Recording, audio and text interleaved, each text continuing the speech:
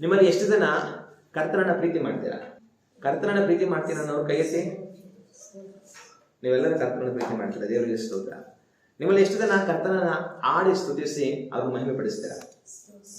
ನೀವೆಲ್ಲರೂ ಅವರನ್ನ ಆಡಿ ಸ್ತುತಿಸಿ ಮಹಿಮೆ ಪಡಿಸ್ತೀರಾ, ಸಂತೋಷ. ನಿಮ್ಮಲ್ಲಿ ಎಷ್ಟು ಜನ ಕರ್ತನನ್ನು ನೋಡಿ ಪ್ರಾರ್ಥನೆ ಮಾಡ್ತೀರಾ? ನೀವೆಲ್ಲರೂ ಪ್ರಾರ್ಥನೆ ಮಾಡ್ತೀರಾ, ಸರಿ, ದೇವರಿಗೆ ಸ್ತೋತ್ರ. ದೇವರ ವಿಷಯಕ್ಕೆ ಸಂಬಂಧಪಟ್ಟ ಹಾಗೆ ಅನೇಕ ಕಾರ್ಯಗಳನ್ನ ನಾವು ಮಾಡಿರ್ತೀವಿ. ನಾವು ದೇವರನ್ನ ಪ್ರೀತಿಸ್ತೇವೆ, ನಾವು ದೇವರನ್ನ ನೋಡಿ ಹಾಡಿ ಸ್ತುತಿ ಮಾಡ್ತೇವೆ, ದೇವರನ್ನ ನೋಡಿ ನಾವು ಪ್ರಾರ್ಥನೆ ಮಾಡ್ತೇವೆ, ಮತ್ತೆ ದೇವರಿಗಾಗಿ ಸೇವೆ ಮಾಡ್ತೇವೆ, ದೇವರಿಗಾಗಿ ಕೊಟ್ಟಿರ್ತೇವೆ, ಇದೆಲ್ಲವನ್ನ ನಾವು ಮಾಡಿರ್ತೀವಿ. ಆದ್ರೆ ನಾನು ಇವಾಗ ಇನ್ನೊಂದು ಪ್ರಶ್ನೆ ನಿಮ್ಮನ್ನು ಕೇಳ್ತೀನಿ, ಅದಕ್ಕೆ ಉತ್ತರ ಕೊಡಿ. ನಿಮ್ಮಲ್ಲಿ ಎಷ್ಟು ಜನ ಕರ್ತನಿಗೆ ಭಯ ಪಡ್ತೀರಾ? ನಿಮ್ಮಲ್ಲಿ ಎಷ್ಟು ಜನ ಕರ್ತನಿಗೆ ಭಯ ಪಡ್ತೀರಾ? ನೀವು ಕರ್ತನನ್ನ ಪ್ರೀತಿ ಮಾಡ್ತಾ ಇರ್ಬೋದು, ಕರ್ತನನ್ನ ಸ್ತುತಿಸಿ ಆರಾಧನೆ ಮಾಡುವಂತವರಾಗಿರ್ಬೋದು, ಕರ್ತನನ್ನ ನೋಡಿ ಪ್ರಾರ್ಥನೆ ಮಾಡುವಂತವರಾಗಿರ್ಬೋದು, ನೀವು ಕರ್ತನ ಸೇವೆಯನ್ನು ಮಾಡುವಂತವರಾಗಿರ್ಬೋದು, ಕರ್ತನಿಗಾಗಿ ಕೊಡುವಂತವರಾಗಿರ್ಬೋದು. ಆದ್ರೆ ನಾನು ನಿಮ್ಮನ್ನು ಕೇಳೋ ಪ್ರಶ್ನೆ, ನೀವು ಕರ್ತನಿಗೆ ಭಯ ಪಡುವವರ? ಎಲ್ಲವನ್ನ ನೀವು ಮಾಡಿರ್ಬೋದು, ಆದ್ರೆ ನೀವು ಕರ್ತನಿಗೆ ಭಯವನ್ನ ಪಡ್ತಾ ಇದ್ದೀರಾ? ನಿಮಗೆ ಕರ್ತನ ಮೇಲೆ ಪ್ರೀತಿ ಇರಬಹುದು, ನೀವು ಕರ್ತನನ್ನ ಆರಾಧಿಸಿ ಮಹಿಮೆ ಪಡಿಸುವಂತವರಾಗಿರ್ಬೋದು, ಕರ್ತನ ಸೇವೆ ಮಾಡುವಂತವರು, ಕರ್ತನಿಗೆ ಉದಾರವಾಗಿ ಕೊಡುವಂತವರು, ಏನೆಲ್ಲವನ್ನು ಮಾಡುವಂತವರಾಗಿರಬಹುದು. ಅವೆಲ್ಲವನ್ನ ನಾವು ಮಾಡಬೇಕು. ಆದ್ರೆ ಕರ್ತನಿಗೆ ನೀವು ಭಯಪಡುವವರ? ಅದು ಪ್ರಶ್ನೆ. ಕರ್ತನ ವಿಷಯದಲ್ಲಿ ನಾವು ಆತನಿಗೆ ಭಯಪಡುವಂತವರಾಗಿ ಇರಬೇಕು. ಕರ್ತನ ವಿಷಯದಲ್ಲಿ ನಾವು ಭಯಪಡುವಂತವர்களಾಗಿ ಇರಬೇಕು. ಇವತ್ತು ನೀವು ಅದನ್ನು ಮಾಡ್ತಾ ಇದ್ದೀರಾ? ಯೋಚನೆ ಮಾಡಿ. ನಾನು ಕರ್ತನಿಗೆ ಭಯಪಡುವವನು ಅನ್ನೋರು ಕೈ ಎತ್ತಿ ನೋಡೋಣ. ನಾನು ಕರ್ತನಿಗೆ ಭಯಪಡುವವನು, ನಿಜವಾಗ್ಲೂ ನೀವು ಭಯಪಡ್ತಾ ಇದ್ದೀರಾ? ಇಲ್ಲ ಸುಮ್ಮನೆ ನಾನು ಕೈ ಎತ್ತಬೇಕು ಅನ್ನೋದಕ್ಕೋಸ್ಕರ ಕೈ ಎತ್ತಾ ಇದ್ದೀರಾ? ಇವತ್ತು ನೀವು ನಿಜವಾಗ್ಲೂ ಕರ್ತನಿಗೆ ಭಯಪಡ್ತೀರಾ ಇಲ್ವೋ? ಆಮೇಲೆ ನಮ್ಗೆ ಗೊತ್ತಾಗುತ್ತೆ. ನಾವು ದೇವರ ವಾಕ್ಯವನ್ನ ಓದಿ ನೋಡುವಾಗ ಧರ್ಮೋಪದೇಶ ಕಾಂಡ ಪುಸ್ತಕ 6ನೇ ಅಧ್ಯಾಯ 13ನೇ ವಾಕ್ಯವನ್ನು ನಾವು ಓದಿ ನೋಡಿದರೆ ಈ ವಾಕ್ಯದಲ್ಲಿ ಈ ರೀತಿಯಾಗಿದೆ: ನಿಮ್ಮ ದೇವರಾದ ಯೆಹೋವನಲ್ಲಿಯೇ ಭಯಭಕ್ತಿ ಉಳ್ಳವರಾಗಿರಬೇಕು, ಆತನನ್ನೇ ಸೇವಿಸಬೇಕು, ಆತನ ಹೆಸರು ಹೇಳಿ ಪ್ರಮಾಣ ಮಾಡಬೇಕು. ಹಲ್ಲೆಲೂಯಾ. ಈ ವಾಕ್ಯವನ್ನು ನಾವು ನೋಡುವಾಗ ಇಲ್ಲಿ ಮೋಶೆ ಇಸ್ರಾಯೇಲರಿಗೆ ಹೇಳೋ ಮಾತೇನಂತಂದ್ರೆ, ನಿಮ್ಮ ದೇವರಾದ ಯೆಹೋವನಲ್ಲಿಯೇ ಭಯಭಕ್ತಿ ಉಳ್ಳವರಾಗಿರಬೇಕು. ಇಲ್ಲಿ ವಾಕ್ಯ ನಮಗೆ ಹೇಳದಂತಂದ್ರೆ, ನೀವು ದೇವರಲ್ಲಿ ಭಯಭಕ್ತಿ ಉಳ್ಳವರಾಗಿರಿ. ಇನ್ನು ನಾವು ಧರ್ಮೋಪದೇಶ ಕಾಂಡ ಪುಸ್ತಕ 13ನೇ ಅಧ್ಯಾಯ 4ನೇ ವಾಕ್ಯವನ್ನು ನಾವು ಓದಿ ನೋಡಿದರೆ ಈ ವಾಕ್ಯದಲ್ಲಿ ಈ ರೀತಿಯಾಗಿದೆ: ಆತನ ಹೇಳುವ ಮಾರ್ಗದಲ್ಲೇ ನೀವು ನಡೆದು ಆತನಲ್ಲಿಯೇ ಭಯಭಕ್ತಿ ಉಳ್ಳವರಾಗಿ ಆತನ ಆಜ್ಞೆಗಳನ್ನೇ ಅನುಸರಿಸಿ ಆತನಿಗೆ ವಿಧೇಯರಾಗಿ ಆತನನ್ನೇ ಸೇವಿಸುತ್ತಾ ಹೊಂದಿಕೊಂಡಿರಬೇಕು. ಇಲ್ಲೂ ಸಹ ಮೋಶೆ ಇಸ್ರಾಯೇಲ್ ಜನಗಳಿಗೆ ಹೇಳೋ ಮಾತೇನಂತಂದ್ರೆ, ಆತನ ಹೇಳುವ ಮಾರ್ಗದಲ್ಲೇ ನೀವು ನಡೆದು ಆತನಲ್ಲಿಯೇ ಭಯಭಕ್ತಿ ಉಳ್ಳವರಾಗಿರಬೇಕು. ಇಲ್ಲೂ ಸಹ ಮೋಶೆ ಇಸ್ರಾಯೇಲ್ ಜನಗಳಿಗೆ ಕರ್ತನಲ್ಲಿ ಭಯಭಕ್ತಿ ಉಳ್ಳವರಾಗಿರಿ ಅಂತ ಹೇಳೋದನ್ನ ನಾವು ಕಾಣ್ತೇವೆ. ಯೆಹೋಶುವನ ಪುಸ್ತಕ 24ನೇ ಅಧ್ಯಾಯ 14ನೇ ವಾಕ್ಯವನ್ನು ನಾವು ಓದಿ ನೋಡಿದರೆ ಈ ವಾಕ್ಯದಲ್ಲಿ ಈ ರೀತಿಯಾಗಿದೆ: ಹೀಗಿರುವುದರಿಂದ ನೀವು ಯೆಹೋವನಲ್ಲಿ ಭಯಭಕ್ತಿ ಉಳ್ಳವರಾಗಿರಿ, ಆತನನ್ನು ಪೂರ್ಣ ಮನಸ್ಸಿನಿಂದಲೂ ಯಥಾರ್ಥ ಚಿತ್ತದಿಂದಲೂ ಸೇವಿಸಿರಿ. ಇಲ್ಲಿ ಯೆಹೋಶುವ ಇಸ್ರಾಯೇಲ್ ಜನಗಳಿಗೆ ಹೇಳುವಂತ ಮಾತೇನಂತಂದ್ರೆ, ನೀವು ಯೆಹೋವನಲ್ಲಿ ಭಯಭಕ್ತಿ ಉಳ್ಳವರಾಗಿರಿ. ಇಲ್ಲೂ ಸಹ ಯೆಹೋಶುವ ಇಸ್ರಾಯೇಲ್ ಜನಗಳಿಗೆ ಹೇಳೋ ಮಾತು, ನೀವು ಕರ್ತನಲ್ಲಿ ಭಯಭಕ್ತಿ ಉಳ್ಳವರಾಗಿರಿ ಎಂಬುದಾಗಿ. ಇನ್ನು ಕೀರ್ತನೆಗಳ ಪುಸ್ತಕ 33ನೇ ಅಧ್ಯಾಯ 8ನೇ ವಾಕ್ಯವನ್ನು ನಾವು ಓದಿ ನೋಡಿದರೆ ಈ ವಾಕ್ಯದಲ್ಲಿ ಈ ರೀತಿಯಾಗಿದೆ: ಭೂಲೋಕದವರೆಲ್ಲರೂ ಯೆಹೋವನಿಗೆ ಭಯಪಡಲಿ, ಭೂನಿವಾಸಿಗಳೆಲ್ಲರೂ ಆತನಿಗೆ ಹೆದರಲಿ. ಇಲ್ಲಿ ಕೀರ್ತನೆಗಾರ ಬರೆಯುವ ಮಾತೇನಂತಂದ್ರೆ, ಭೂಲೋಕದವರೆಲ್ಲರೂ ಯೆಹೋವನಿಗೆ ಭಯಪಡಲಿ, ಭೂನಿವಾಸಿಗಳೆಲ್ಲರೂ ಆತನಿಗೆ ಹೆದರಲಿ. ಇಲ್ಲಿ ಕರ್ತನಿಗೆ ಭಯಪಡಿರಿ, ಆತನಿಗೆ ಹೆದರರಿ ಅಂತ ದೇವರ ವಾಕ್ಯ ಹೇಳುತ್ತೆ. ಕೀರ್ತನೆಗಳ ಪುಸ್ತಕ 34ನೇ ಅಧ್ಯಾಯ 9ನೇ ವಾಕ್ಯವನ್ನು ನಾವು ಓದಿ ನೋಡುವಾಗ ಈ ವಾಕ್ಯದಲ್ಲಿ ಈ ರೀತಿಯಾಗಿದೆ: ಯೆಹೋವನ ಜನರೇ ಆತನಲ್ಲಿ ಭಯಭಕ್ತಿ ಉಳ್ಳವರಾಗಿರಿ. ಇಲ್ಲಿ ಕೀರ್ತನೆಗಾರ ಬರೆಯುವ ಮಾತೇನಂತಂದ್ರೆ, ಯೆಹೋವನ ಜನರೇ, ಕರ್ತನ ಜನರೇ ಆತನಲ್ಲಿ ಭಯಭಕ್ತಿ ಉಳ್ಳವರಾಗಿರಿ. ಜ್ಞಾನೋಕ್ತಿಗಳು 3ನೇ ಅಧ್ಯಾಯ 7ನೇ ವಾಕ್ಯವನ್ನು ನಾವು ಓದಿ ನೋಡೋಣ: ನೀನೇ ಬುದ್ಧಿವಂತನೇ ನಡೆಸದೆ ಯೆಹೋವನಿಗೆ ಭಯಪಟ್ಟು ಕೆಟ್ಟದ್ದನ್ನು ತೊರೆದು ಬಿಡು.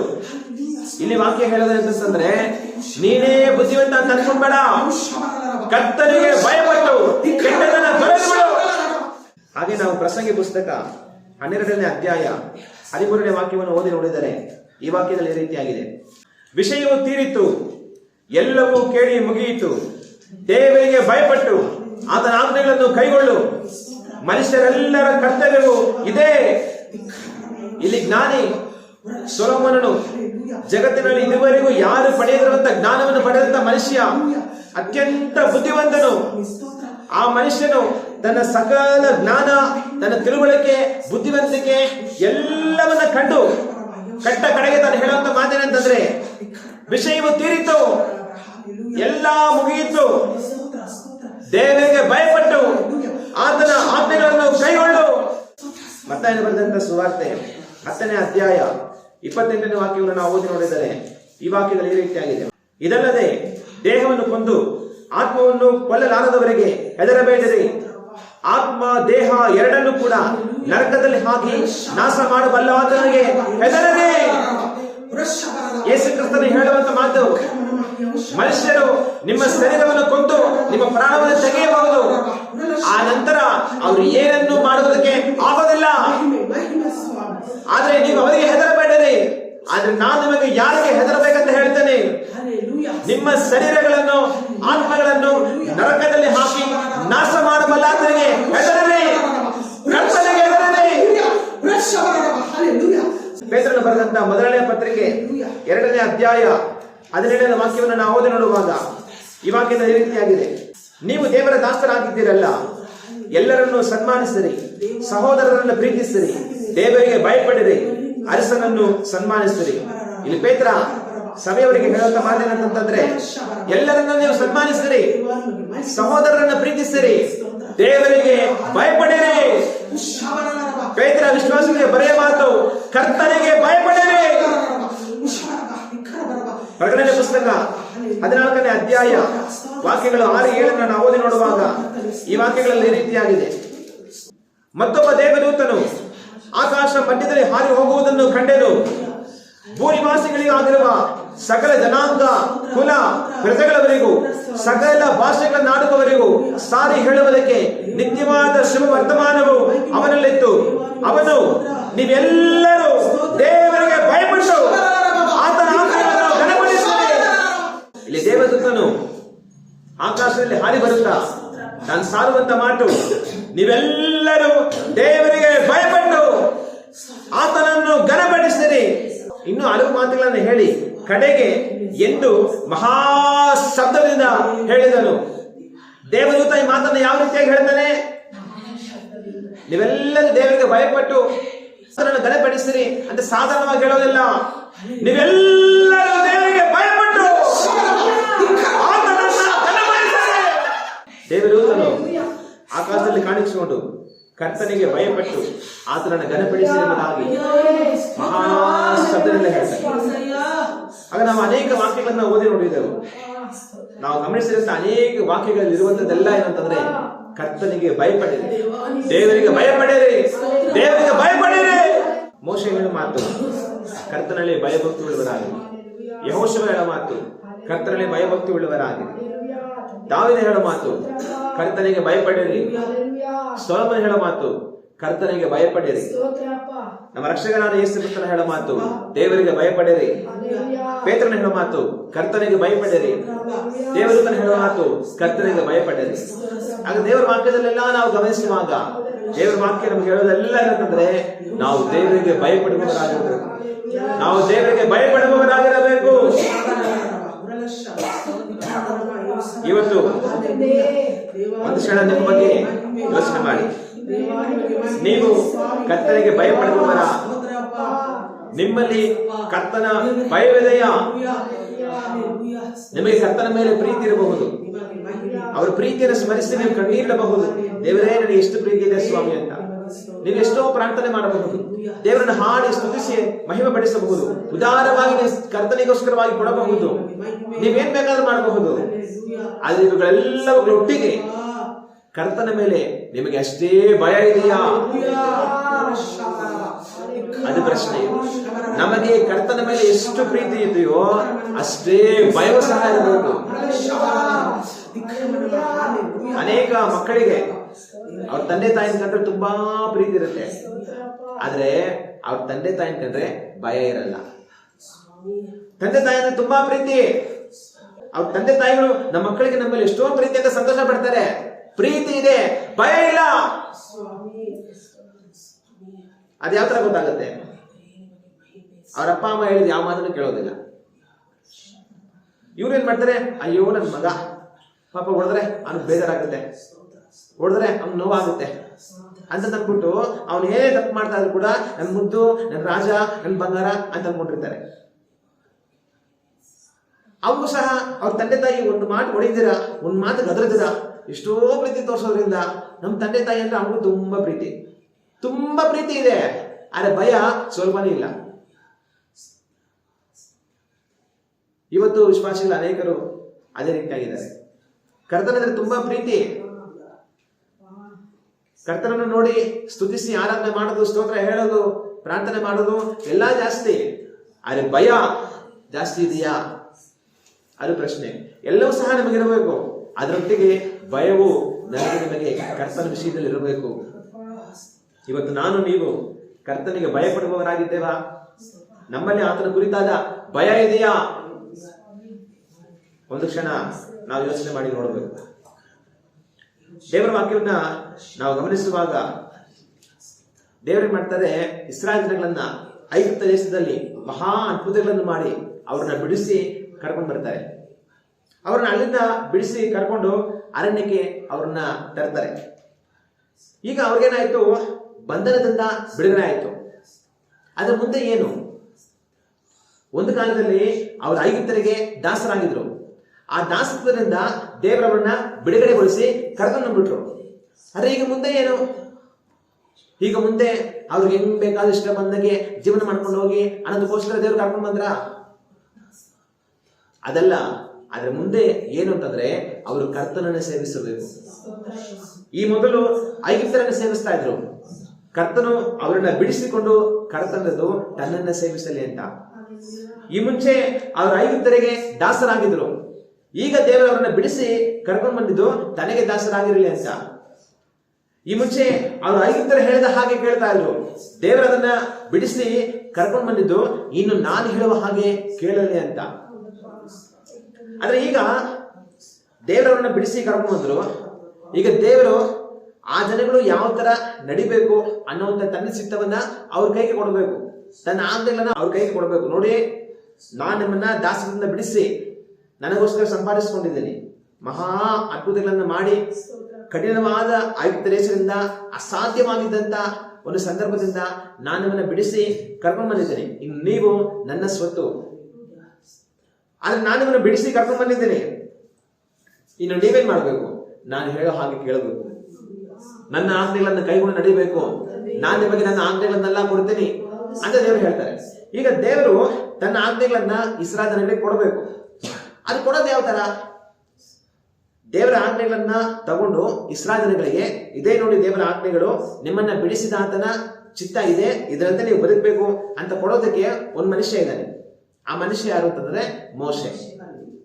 ಆದ್ರೆ ವಿಷಯ ಏನಂತಂದ್ರೆ, ಒಂದು ವೇಳೆ ದೇವರ ಬಳಿಯಿಂದ ಎಲ್ಲಾ ಆಜ್ಞೆಗಳನ್ನ ತಗೊಂಡು ಮೋಶೆ ಬಂದು ಇಸ್ರಾಯೇಲ್ ಜನಗಳ ಹತ್ರ, ನೋಡಿ ನಿಮ್ಮನ್ನ ಐಗುಪ್ತ ದೇಶದಿಂದ ಬಿಡಿಸಿದ ದೇವರು ಈ ಆಜ್ಞೆಗಳನ್ನೆಲ್ಲ ನಿಮ್ಗೆ ಕೊಟ್ಟಿದ್ದಾರೆ, ಇವೆಲ್ಲವನ್ನ ನೀವು ಕೈಗೊಂಡು ನಡಿಬೇಕು ಅಂತ ಕೊಟ್ರೆ, ಒಂದು ವೇಳೆ ಇಸ್ರಾಯೇಲ್ ಜನಗಳು, ಮೋಶೆ ನಿನ್ನ ಹತ್ರ ದೇವ್ರು ಮಾತಾಡೇ ಇಲ್ಲ, ನೀನ್ ನಮಗೆ ಸುಳ್ಳು ಹೇಳ್ತಾ ಇದೀಯಾ, ನೀನೇ ಏನಂದ್ರೆ ಅದೆಲ್ಲ ಬರ್ಕೊಂಡ್ ಬಂದ್ಬಿಟ್ಟು ದೇವ್ರಿಗೆಲ್ಲ ಹೇಳ್ದಂತ ಅಂದ್ಬಿಟ್ಟು ನಮ್ಗೆ ಹೇಳ್ಬಿಡ್ತಾ ಇದೀಯಾ, ನಿನ್ನನ್ನ ದೇವ್ರು ಕಳ್ಸ ಇಲ್ಲ, ಈ ಆಜ್ಞೆಗಳನ್ನೆಲ್ಲ ನಾವು ಪಾಲನೆ ಮಾಡ್ಬೇಕಾಗೇ ಇಲ್ಲ, ಇದು ದೇವ್ರು ಕೊಟ್ಟಿದ್ದೆ ಅಲ್ಲ, ನೀನ್ ಬೇಕಂತ ಬರ್ಕೊಂಡ್ ಬಂದಿರೋದು ಅಂತ ಅಂದ್ಬಿಟ್ರೆ, ಇದನ್ನ ಬೇರೆ ಸಮಯಗಳಲ್ಲಿ ಇಸ್ರಾಯೇಲ್ ಜನಗಳು ಮಾಡಿದ್ರು.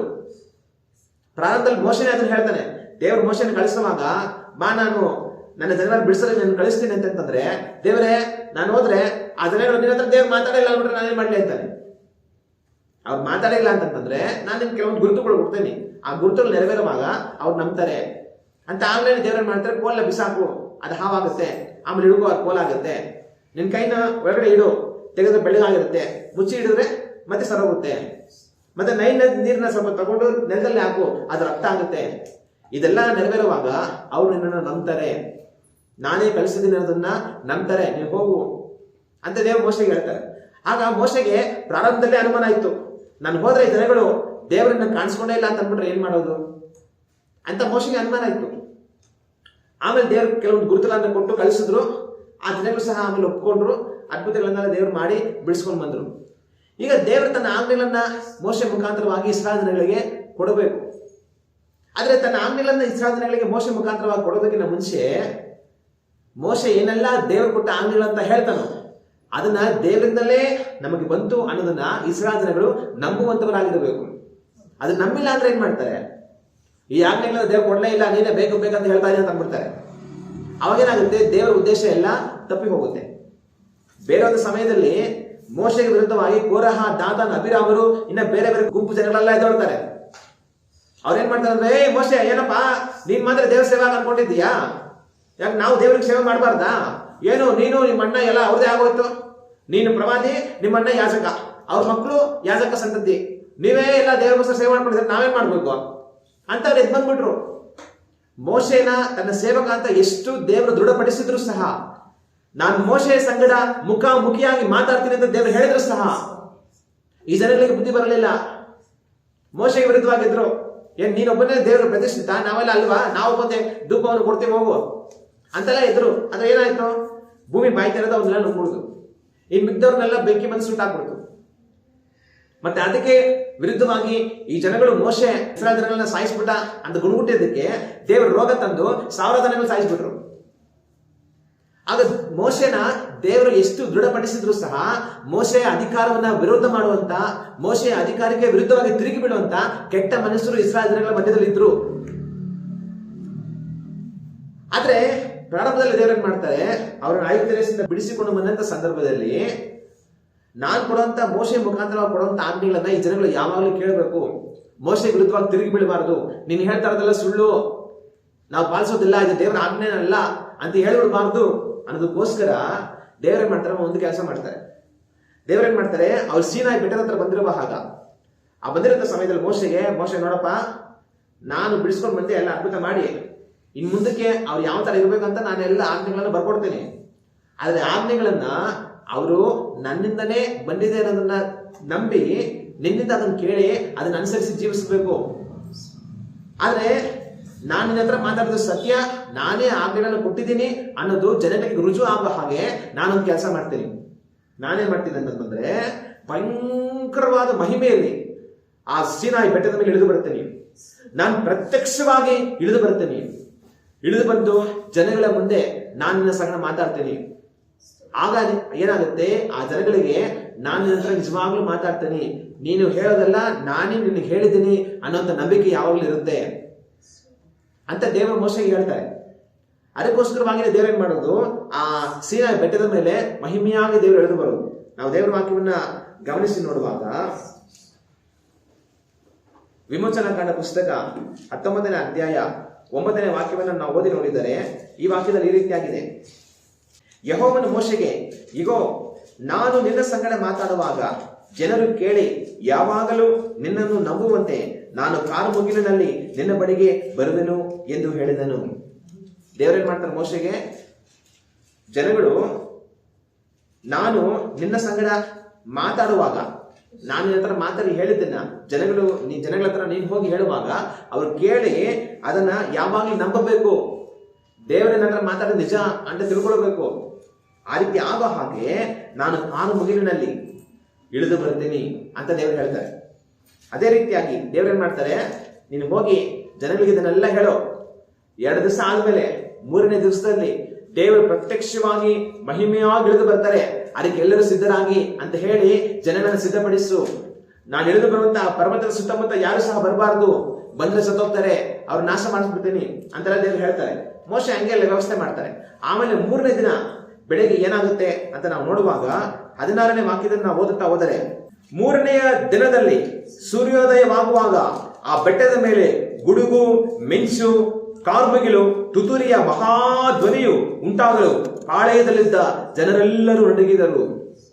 2 ದಿವಸದ ಮುಂಚೆ ಮೋಶೆ ಬಂದು ಜನಗಳೆಲ್ಲರಿಗೂ ಹೇಳಿರ್ತಾನೆ, ನೋಡಿ ಇಲ್ಲಿಂದ 3ನೇ ದಿನದಲ್ಲಿ ದೇವರು ಮಹಿಮೆಯಾಗಿ ಪ್ರತ್ಯಕ್ಷವಾಗಿ ಪರ್ವತದ ಮೇಲೆ ಇಳಿದು ಬರ್ತಾರೆ, ನಿಮ್ಮನ್ನೆಲ್ಲ ಸಿದ್ಧಪಡಿಸಿಕೊಳ್ಳಿ ದೇವರ ದರ್ಶನಕ್ಕೆ ಅಂತೆಲ್ಲರಿಗೂ ಎಚ್ಚರಪಡಿಸಿ ಸಿದ್ಧಪಡಿಸಿರ್ತಾರೆ. ಈ ಜನಗಳೆಲ್ಲರೂ ಸಹ ಸರಿ 3ನೇ ದಿವಸದಲ್ಲಿ ದೇವರು ಇಳಿದು ಬರ್ತಾರಂತೆ, ಏನಾಗುತ್ತೋ ಏನೋ, ಏನ್ ಮಾಡ್ತಾರೋ ದೇವರು ಏನೋ, ಸರಿ ನೋಡೋಣ ಅಂತ ಆ ಸಮಯಕ್ಕೋಸ್ಕರ ಕಾಯ್ತಾ ಇರ್ತಾರೆ. ಆದ್ರೆ 3ನೇ ದಿನ ಬೆಳಗ್ಗೆ ಆಗ್ತಾ ಇರೋ ಅಷ್ಟರಲ್ಲೇ ಏನಾಗುತ್ತೆ ಅಂತಂತಂದ್ರೆ, 3ನೆಯ ದಿನದಲ್ಲಿ ಸೂರ್ಯೋದಯವಾಗುವಾಗ ಆ ಬೆಟ್ಟದ ಮೇಲೆ ಗುಡುಗು, ಮಿಂಚು, ಕಾರ್ಮಿಗಿಲು, ತುತ್ತೂರಿಯ ಮಹಾಧ್ವನಿಯು ಉಂಟಾಗಲು, ಬೆಳಿಗ್ಗೆ ಇನ್ನೇನು ಎದ್ದೇಳಬೇಕು, ಎದ್ದೇಳುವಷ್ಟರಲ್ಲೇ ಭಯಂಕರವಾದ ಗುಡುಗು, ಮಿಂಚು, ಅಲ್ಲಿ ಕಾರ್ಮಗಿಲು ಬೆಟ್ಟದ ಮೇಲೆ ಕಾಣಿಸ್ತಾ ಇದೆ, ತುತ್ತೂರಿಗಳ ದೊಡ್ಡ ಶಬ್ದ ಕೇಳಿಸ್ತಾ ಇದೆ. ಆ ಶಬ್ದಗಳೆಲ್ಲ ಇವ್ರು ಕೇಳಿಸುವಾಗ ಇವ್ರ ಗೂಡಾರಗಳಲ್ಲೇ ಆ ಭೂಮಿಯಲ್ಲಿ ಇದ್ದಾರೆ, ಬೆಟ್ಟದ ಕೆಳಗೆ ಬುಡದಲ್ಲಿ ಗೂಡಾರಗಳಲ್ಲಿ ವಾಸ ಮಾಡ್ತಾ ಇದ್ದಾರೆ. ಆ ಶಬ್ದ ಕೇಳಿಸ್ತಾ ಇದ್ರೆ ಇವ್ರಿಗೆ ಜೀವ ಹೋಗ್ತಾ ಇದೆ. 17ನೇ ವಾಕ್ಯದಲ್ಲಿ, ದೇವರ ದರ್ಶನಕ್ಕಾಗಿ ಮೋಶೆ ಜನರನ್ನು ಪಾಳೆಯದ ಹೊರಕ್ಕೆ ಬರಮಾಡಲು ಅವರು ಬೆಟ್ಟದ ಬುಡದಲ್ಲಿ ನಿಂತುಕೊಂಡರು. ಯೆಹೋವನು ಬೆಂಕಿಯೊಳಗೆ ಸೀನಾಯಿ ಬೆಟ್ಟದ ಮೇಲಕ್ಕೆ ಇಳಿದು ಬಂದದ್ದರಿಂದ ಆ ಬೆಟ್ಟವೆಲ್ಲ ಹೊಗೆಯಿಂದ ಆವರಿಸಿಕೊಂಡಿತ್ತು. ಆ ಹೊಗೆ ಆವಿಗೆ ಹೊಗೆಯಂತೆ ಏರಿತು. ಇದಲ್ಲದೆ ಬೆಟ್ಟವೆಲ್ಲ ಬಹಳವಾಗಿ ಕಂಪಿಸಿತ್ತು. ಒಂದ್ ಕಡೆ ಗುಡುಗು, ಮಿಂಚು, ಕಾರ್ಮಿಗಿಲು, ತುತ್ತೂರಿ ಶಬ್ದ ಎಲ್ಲ ಬರ್ತಾ ಇದೆ. ಅದನ್ನ ಕೇಳ್ತಾ ಇದ್ರೆ ಜೀವ ಹೋಗ್ತಾ ಇದೆ. ಮೋಶೆ ಇವಾಗ ಏನ್ ಮಾಡಿದ್ದಾನೆ, ಎಲ್ಲ ಆಚೆ ಬಂದು ಆ ಬೆಟ್ಟದ ತುದಿಯಲ್ಲಿ ನಿಂತ್ಕೊಳ್ಳಿ ಅಂತ ಹೇಳಿದ್ದಾರೆ. ಇವರಿಗೆ ಜೀವನೇ ಹೋಗ್ತಾ ಇದೆ, ಹೆಂಗಮ್ಮ ಹೋಗೋದಂತ. ಆದ್ರೂ ಬಂದು ಎಲ್ಲ ನಿಂತ್ಕೊಂಡ್ರೆ ಬೆಂಕಿ, ಭಯಂಕರವಾದ ಬೆಂಕಿ, ಆ ಇಡೀ ಪರ್ವತವೆಲ್ಲ ಸುಟ್ಟು ಹೋಗಿ ಹೊಗೆ ಹೋಗ್ತಾ ಇರೋ ರೀತಿಯಲ್ಲಿ ಬೆಂಕಿ. ಆ ರೀತಿಯಾದ ಒಂದು ಅನುಭವ ಅವ್ರಿಗಾಗುತ್ತೆ. ಅದು ಮಾತ್ರ ಅಲ್ಲದ ಆ ಬೆಟ್ಟವೆಲ್ಲ ಬಹಳವಾಗಿ ಕಂಪಿಸಿತು. ಬೆಟ್ಟ ಏನಾಗ್ತಾ ಇದೆ, ಸುಮ್ಮನೆ ಕಂಪನ ಮಾಡ್ತಾ ಇಲ್ಲ, ಬಹಳವಾಗಿ ಕಂಪಿಸಿತು. ಅಂದ್ರೆ ಭೂಕಂಪ ಆಗ್ತಾ ಇದೆ, ಅಲ್ಲಿ ನಿಂತ್ಕೊಳಕ್ ಆಗ್ತಾ ಇಲ್ಲ. ಭಯಂಕರವಾದ ರೀತಿಯಲ್ಲಿ ದೇವರು ಅಲ್ಲಿ ದರ್ಶನವನ್ನು ಕೊಡ್ತಾರೆ. ಆನಂತರ 19ನೇ ವಾಕ್ಯದಲ್ಲಿ, ತುತ್ತೂರಿಯ ಧ್ವನಿ ಹೆಚ್ಚಾಗುತ್ತಾ ಬಂದಾಗ ಮೋಶೆಯು ದೇವರ ಸಂಗಡ ಮಾತಾಡಿದನು. ಆಗ ದೇವರು ಬಾಯಿ ಮಾತಿನಿಂದ ಉತ್ತರ ಕೊಟ್ಟನು. ಅಂದ್ರೆ ಅಲ್ಲಿ ಬಂದು ನಿಂತ್ಕೊಂಡು ನೋಡ್ತಾ ಇದಾರೆ ಏನಾಗುತ್ತೋ ಅಂತ. ಹೋಗ್ತಾ ಹೋಗ್ತಾ ಹೋಗ್ತಾ ಹೋಗ್ತಾ ಆ ಶಬ್ದಗಳು ಜಾಸ್ತಿ ಆಗ್ತಾನೆ ಇದೆ. ತುತ್ತೂರಿಗಳ ಶಬ್ದ ವಿಪರೀತವಾಗಿ ಹೋಗ್ತು. ಆ ರೀತಿ ವಿಪರೀತವಾಗಿ ಹೋಗಿರುವಂತಹ ಒಂದು ಸಮಯದಲ್ಲಿ ಮೋಶೆ ದೇವರ ಜೊತೆ ಮಾತಾಡ್ತಾನೆ. ಆಗ ದೇವರು ಬಾಯಿ ಮಾತಿನಿಂದ ಉತ್ತರ ಕೊಡ್ತಾರೆ. ದೇವರು ಪ್ರತ್ಯಕ್ಷವಾಗಿ ಸ್ವರವನ್ನು ತೆರೆದು ಮಾತಾಡ್ತಾರೆ. ಎಲ್ಲ ಜನಗಳಿಗೆ ಕೇಳಿಸೋ ಹಾಗೆ ದೇವರ ಸ್ವರ ಆ ಪರ್ವತದಿಂದ ನೇರವಾಗಿ ಬರುತ್ತೆ. ಅದೇ ರೀತಿಯಾಗಿ ದೇವರು ಮಾತಾಡಿದ ನಂತರ ಇಸ್ರಾಯೇಲ್ನಲ್ಲಿ ಏನ್ ಹೇಳ್ತಾರೆ ಗೊತ್ತಾ? ನಾವು 20ನೇ ಅಧ್ಯಾಯ 18, 19 ನಾವು ಓದಿ ನೋಡಿದರೆ ಈ ವಾಕ್ಯಗಳಲ್ಲಿ ಈ ರೀತಿಯಾಗಿದೆ. ಆ ಗುಡುಗು ಮಿಂಚುಗಳನ್ನು, ತುತ್ತೂರಿ ಧ್ವನಿಯಾಗುತ್ತಿರುವುದನ್ನು, ಬೆಟ್ಟದಿಂದ ಹೊಗೆಯಾಡುವುದನ್ನು ಜನರೆಲ್ಲರೂ ನೋಡಿ ನಡುಗುತ್ತಾ ದೂರದಲ್ಲಿ ನಿಂತರು. ಅವರು ಮೋಶೆಗೆ, ನೀನೇ ನಮ್ಮ ಸಂಗಡ ಮಾತಾಡು, ನಾವು ಕೇಳುವೆವು. ದೇವರು ನಮ್ಮ ಸಂಗಡ ಮಾತಾಡಿದರೆ ನಾವು ಸಾಯುತ್ತೇವೆ ಎಂದು ಹೇಳಿದರು. ಇಸ್ರಾಯೇಲ್ರಲ್ಲಿ ಏನ್ ಮಾಡ್ತಾರೆ, ಆ ಭಯಂಕರವಾದ ರೀತಿಯಲ್ಲಿ ದೇವರು ಕೊಟ್ಟಂತಹ ದರ್ಶನವನ್ನ, ಆತನ ಮಾತನಾಡುವಂತ ಸ್ವರವನ್ನ ಕೇಳುವುದಕ್ಕಾಗದೆ ಕೊನೆಗೆ ಮೋಶೆ ಹತ್ರ ಕೇಳ್ಕೊಂತಾರೆ, ಅಪ್ಪ ಮೋಶೆ, ನೀನೇ ನಮ್ಮ ಜೊತೆ ಮಾತಾಡು, ನೀನೇ ಹೋಗಿ ದೇವರ ಹತ್ರ ಯಾವಾಗ್ಲೂ ದೇವ್ರು ಹೇಳೋದನ್ನ ಕೇಳ್ಕೊಂಬ. ಅವ್ರು ಏನ್ ಹೇಳ್ತಾರ ನೀನ್ ನಮ್ಗೆ ಬಂದು ಹೇಳು, ನೀನ್ ಹೇಳೋದೆಲ್ಲ ದೇವ್ರು ಹೇಳಿದ ಮಾತುಗಳಂತ ನಾವು ನಂಬ್ತೀವಿ. ಅದು ದಯವಿಟ್ಟು ದೇವ್ರು ಮಾತಾಡೋದು ಬೇಡ, ದೇವ್ರು ಮಾತಾಡಿದ್ರೆ ಇನ್ನು ನಾವು ಸದೋಗ್ತೀವಿ ಅಂತ ಮೋಶೆ ಬೇಡ್ಕೊಂತಾರೆ. ಆ ರೀತಿಯಾಗಿ ಭಯಂಕರವಾದ ರೀತಿಯಲ್ಲಿ ದೇವರು ಅಲ್ಲಿ ಇಳಿದು ಬಂದರು. ಆ ಜನಗಳಿಗೆ ದೇವರು ಪ್ರತ್ಯಕ್ಷವಾದರು. ನಾನು ನೀವು ಆರಾಧಿಸುವ ಕರ್ತನು ಸಾಧಾರಣ ಮಾತನಲ್ಲ, ಆತನು ಭಯಂಕರವಾದ ಕರ್ತನು. ಹಲ್ಲೆಲೂಯ. ಇಸ್ರಾಯೇಲ್ ಜನಗಳು ಆತನ ಮಹಿಮೆಯನ್ನು ಕಂಡು ಸತ್ತವರ ಹಾಗಾದರು. ದೇವರಿಂದ ಮಾತಾಡೋದು ಬೇಡ, ಅವ್ರು ಮಾತಾಡಿದ್ರೆ ನಾವು ಸತ್ತೋಗ್ತೇವೆ ಅಂತ ಮೋಶೆ ಕೇಳ್ಕೊಂಡ್ರು. ನಾನು ನೀವು ಆರಾಧಿಸುವ ಕರ್ತನು ಸಾಧಾರಣ ಮಾತನಲ್ಲ, ಆತನು ಭಯಂಕರನು. ಅಲ್ಲಿ ದೇವರು ತನ್ನ ಪ್ರಭಾವವನ್ನು ತೋರಿಸಿದ್ದು ಸ್ವಲ್ಪ ಮಾತ್ರ. ಒಂದು ಸಮುದ್ರದಲ್ಲಿ ಒಂದು ಹನಿ ನೀರು ತಗೊಂಡು ಬೇರೆ ಇಟ್ರೆ ಎಷ್ಟಿರುತ್ತೆ ಅಷ್ಟು ಮಾತ್ರನೇ ದೇವರಲ್ಲಿ ತನ್ನ ಮಹಿಮೆ ತೋರಿಸಿದ್ದು. ಆದ್ರೆ ದೇವರ ಮಹಿಮೆ ವಿಶಾಲವಾದ ಆಳ ಸಮುದ್ರದ ಹಾಗಿದೆ. ಆದ್ರೆ ಅದನ್ನು ದೇವ್ರು ತೋರಿಸಿಲ್ಲ ಅಲ್ಲಿ. ಅದು ತೋರಿಸಿದ್ರೆ ಯಾರು ಬದುಕುಳಿಯಲ್ಲ. ದೇವರು ಅದನ್ನೇ ಹೇಳಿದ್ರು, ನನ್ನನ್ನು ನೋಡಿ ಯಾವನು ಬದುಕುಳಿ ಯಾರನ್ನು. ಆದ್ರೆ ದೇವರು ತೋರಿಸಿದ್ದು ಒಂದೇ ಒಂದು ಕಣದಷ್ಟು ಮಾತ್ರ ಅವರ ಮಹಿಮೆಯಲ್ಲಿ. ಆಗ ಅವರ ಪರಿಪೂರ್ಣತೆ ಎಷ್ಟಿರಬಹುದು ಯೋಚನೆ ಮಾಡಿ. ಆತನು ಸಾಧಾರಣ ಮಾತನಾಡಲ್ಲ, ಆತನು ಭಯಂಕರನಾಗದ ಕರ್ತನು. ಆವತ್ತು ಇಸ್ರಾಯೇಲ್ ಜನಗಳು ಆತನನ್ನು ನೋಡಿ ನಡಿಗೆ ಹೋದರು. ನಮ್ ಜೀವ ಹೋಯ್ತು ಅಂತ ಅಂದ್ಕೊಂಡ್ರು. ಆ ಭಯ ಇವತ್ತು ನನಗೆ ನಿಮಗೆ ಇದೆಯಾ? ಅದು ನಮಗೆ ಪ್ರಶ್ನೆ. ನಾನು ನೀವು ಕರ್ತನಿಗೆ ಭಯಪಡುವಂತವರಾಗಿರಬೇಕು. ಕೆಲವು ಸಲ ತಂದೆ ತಾಯಿಗಳು ಮಕ್ಕಳಿಗೆ ತುಂಬಾ ಪ್ರೀತಿ ತೋರಿಸ್ತಾರೆ. ಮಕ್ಕಳು ಏನ್ ಮಾಡ್ತಾರೆ, ನಮ್ಮ ಅಪ್ಪ ನಮಗೆ ತುಂಬಾ ಪ್ರೀತಿ ಇದೆ ಅಂತ ಅನ್ಕೊಂಡು ಸಂತೋಷ ಪಡ್ತಾ ಇರ್ತಾರೆ. ಯಾವ ತರ ಒಂದು ದಿವಸ ತಪ್ಪು ಮಾಡ್ಬಿಡ್ತಾರೆ. ತಪ್ಪು ಮಾಡ್ಬಿಟ್ಟಾಗ ಅವ್ರ ಅಮ್ಮನ ಕೋಪ ಬರುತ್ತೆ. ಕೋಲ್ ತಗೊಂಡು ಪೈಡ್ ಬಿಟ್ಟಿದ್ದು ಸರ್ಗ ಕೊಡ್ತಾರೆ. ಆ ಮಗು ಅದೇ ಮೊಟ್ಟ ಮೊದಲು ಅವ್ರ ತಾಯಿ ಕೋಪ ನೋಡಿರುತ್ತೆ. ಅದುವರೆಗೂ ಅವ್ರ ತಾಯಿ ಕೋಪನೇ ನೋಡಿರಲ್ಲ, ಬರೀ ಪ್ರೀತಿ ಮಾತ್ರ ನೋಡಿರುತ್ತೆ. ಆದ್ರೆ ಆವತ್ತು ಏನೋ ತಪ್ಪು ಮಾಡಿ ಅವ್ರ ಅಮ್ಮನ ಕೈ ಒರೆ ತಿಂದು ಅವ್ರ ಅಮ್ಮ ಉಗ್ರ ರೂಪ ನೋಡಿದಾಗಲೇ ಅರ್ಥ ಆಗೋದು ನಮ್ಮ ಅಮ್ಮಗೆ ಇಷ್ಟೊಂದು ಕೋಪ ಇದೆಯಾ ಅಂತ. ನಾನು ಇದುವರೆಗೂ ನಮ್ಮ ಅಮ್ಮಗೆ ತುಂಬಾ ಪ್ರೀತಿ ಇದೆ ಅಂತ ಮಾತ್ರ ಅನ್ಕೊಂಡಿದ್ದೆ. ಇವತ್ತೇ ಗೊತ್ತಾಗಿದ್ದು ನಮ್ಮ ಅಮ್ಮಗೆ ತುಂಬಾ ಕೋಪ ಕೊಡೋದಿದೆ. ಅವಾಗ ಅಮ್ಮ ಏನ್ ಮಾಡುತ್ತೆ, ಅವ್ರ ತಾಯಿ ಪ್ರೀತಿನೂ ಮಾಡುತ್ತೆ, ಇನ್ನೊಂದ್ ಕಡೆ ಭಯನೂ ಪಡುತ್ತೆ. ನಾನು ಪ್ರೀತಿ ತೋರಿಸಿದ್ರೆ ನಮ್ಮ ಪ್ರೀತಿ ತೋರಿಸ್ತಾರೆ, ನಾನು ತಪ್ಪು ಮಾಡಿದ್ರೆ ಅವ್ರ ಕೋಪ ತೋರಿಸ್ತಾರೆ. ನಾನು ತಪ್ಪು ಮಾಡಿ ಅವ್ರ ಕೋಪ ನೋಡೋದು ಬೇಡ, ಅವ್ರು ಹೇಳೋದನ್ನ ಕೇಳಿ ಅವ್ರ ಪ್ರೀತಿನಿ ನೆಲೆಗೊಂಡಿರ್ತೀನಿ ಅಂತ ಮಗು ಕಲ್ತ್ಕೊಳ್ಳುತ್ತೆ. ಅದೇ ರೀತಿ ದೇವರಿಗೆ ನನಗೆ ನಿಮಗೆ ಅವ್ರ ಕೋಪ ತೋರಿಸೋದಕ್ಕೆ ಇಷ್ಟ ಇಲ್ಲ. ದೇವರು ನಮ್ಗೆ ಪ್ರೀತಿ ತೋರಿಸ್ತಾರೆ, ನನ್ನ ಆಜ್ಞೆಯನ್ನು ಕೈಗೊಂಡು ನಡೀಲಿ ಅಂತ ಹೇಳ್ತಾರೆ. ಅದನ್ನ ನಾವು ಮಾಡಿದ್ರೆ ದೇವರ ಪ್ರೀತಿ ನಮ್ಗೆ ಯಾವಾಗಲೂ ಇರುತ್ತೆ. ನಾವು ತಪ್ಪಿ ಹೋಗುವಂತವರಾಗಿದ್ರೆ ದೇವರ ಕೋಪ ನೋಡ್ಬೇಕಾಗತ್ತೆ. ಅದಕ್ಕೆ ದೇವರೇನ್ ಮಾಡ್ತಾರೆ, ಮೊದಲ ಇಸ್ರಾಯೇಲ್ ಜನಗಳಿಗೆ ಆಜ್ಞೆ ಕೊಡೋದಕ್ಕಿಂತ ಮುಂಚೆನೆ ನೀವು ಆಜ್ಞೆಗಳನ್ನು ಹೊಂದಿಕೊಳ್ಳುವಂತ ಕರ್ತನ ಯಾರು ಅನ್ನೋದನ್ನ ಪರ್ವತದ ಮೇಲೆ ತೋರಿಸಿದ್ರು. ಆತನ ಮಹಿಮೆಯನ್ನು ಕಂಡು ಸತ್ತವರ ಹಾಗೆ ಅವರಾದ್ರು. ನನಗೂ ನಿಮಗೂ ಆ ಭಯ ಇದೆಯಾ? ನಾವು ಯೋಚನೆ ಮಾಡಬೇಕು. ನಾವು ದೇವರ ವಾಕ್ಯದಲ್ಲಿ ಪ್ರಕಟಣೆ ಪುಸ್ತಕದಲ್ಲಿ ನೋಡ್ತೀವಿ. ಪ್ರಕಟಣೆ ಪುಸ್ತಕದಲ್ಲಿ ನಮ್ಮ ಕರ್ತನಾದ ಯೇಸು ಕ್ರಿಸ್ತನು ಅಪೊಸ್ತಲನಾಗಿರುವಂತಹ ಯೋಹಾನನಿಗೆ ಪ್ರತ್ಯಕ್ಷವಾಗ್ತಾರೆ. ನಾವು ದೇವರ ವಾಕ್ಯನ ತೆಗೆದು ಆ ವಾಕ್ಯಗಳನ್ನು ಓದೋಣ. ಪ್ರಕಟಣೆ ಪುಸ್ತಕ 1ನೇ ಅಧ್ಯಾಯ 10ನೇ ವಾಕ್ಯವನ್ನ ನಾವು ಓದಿ ನೋಡುವಾಗ ಈ ವಾಕ್ಯದಲ್ಲಿ ಈ ರೀತಿಯಾಗಿದೆ. ನಾನು ಕರ್ತನ ದಿನದಲ್ಲಿ ದೇವರಾತ್ಮ ವಶನಾಗಿ ನನ್ನ ಹಿಂದಗಡೆ ತುತ್ತೂರಿಯ ಶಬ್ದದಂತಿರುವ ಮಹಾ ಶಬ್ದವನ್ನು ಕೇಳಿದನು. ಅದು ನೀನು ನೋಡುವುದನ್ನು ಪುಸ್ತಕದಲ್ಲಿ ಬರೆದು ಎಫೆಸ, ಸ್ಮುರ್ನ, ಪೆರ್ಗಮ, ತುವತೈರ, ಸಾರ್ದಿಸ್, ಫಿಲಾಡೆಲ್ಫಿಯಾ, ಲೆವೊದಿಕೀಯ ಎಂಬ 7 ಪಟ್ಟಣಗಳ ಸಭೆಗಳಿಗೆ ಕಳುಹಿಸಬೇಕೆಂದು ನುಡಿಯಿತು. ನನ್ನ ಸಂಗಡ ಮಾತಾಡುತ್ತಿದ್ದ ಶಬ್ದವು ಯಾರದೆಂದು ನೋಡುವುದಕ್ಕೆ ಹಿಂದಕ್ಕೆ ತಿರುಗಿದನು. ಯೋಹಾನ ಪದ್ಮೋಸನ ದ್ವೀಪದಲ್ಲಿ ಇರ್ತಾನೆ. ಅಲ್ಲಿರುವಂತಹ ಸಮಯದಲ್ಲಿ ಏನಾಗುತ್ತೆ, ತನ್ನ ಹಿಂದೆಗಡೆಯಿಂದ ಒಂದು ದೊಡ್ಡ ಶಬ್ದ ಕೇಳಿಸುತ್ತೆ. ಯಾರೋ ಮಾತಾಡ್ತಾ ಇರೋಂಥ ಶಬ್ದ. ತಾನೇ ಮಾಡ್ತಾನೆ, ಯಾರೋ ಮಾತಾಡ್ತಾ ಇದ್ರಲ್ಲ ಅಂತ ಹಿಂದೆ ತಿರುಗಿ ನೋಡಿದಾಗ ಅಲ್ಲಿ ತನಗೆ ಕಾಣಿಸೋದೇನಂತಂದ್ರೆ, ತಿರುಗಿದಾಗ 7 ಚಿನ್ನದ ದೀಪ ಸ್ತಂಭಗಳನ್ನು, ಆ ದೀಪ ಸ್ತಂಭಗಳ ಮಧ್ಯದಲ್ಲಿ ಮನುಷ್ಯ ಕುಮಾರನಂತೆ ಇರುವವನನ್ನು ಕಂಡೆನು. ಆತನು ನಿಲುವಂಗಿಯನ್ನು ತೊಟ್ಟು ಚಿನ್ನದ ಪಟ್ಟಿಯನ್ನು ಎದೆಗೆ ಕಟ್ಟಿಕೊಂಡಿದ್ದನು. ಆತನ ತಲೆಯ ಕೂದಲು ಬಿಳಿ ಉಣ್ಣೆಯಂತೆಯೂ ಹಿಮದಂತೆಯೂ ಬೆಳ್ಳಗಿತ್ತು. ಆತನ ಕಣ್ಣುಗಳು ಬೆಂಕಿಯ ಉರಿಯಂತೆಯೂ ಆತನ ಪಾದಗಳು ಕುಲುಮೆಯಲ್ಲಿ ಕಾಯಿಸಿದ ತಾಮ್ರದಂತೆಯೂ ಆತನ ಧ್ವನಿಯು ಜಲಪ್ರವಾಹದ ಘೋಷದಂತೆಯೂ ಇದ್ದೆವು. ಆತನ ಬಾಯಲ್ಲಿ 7 ನಕ್ಷತ್ರಗಳಿದ್ದವು.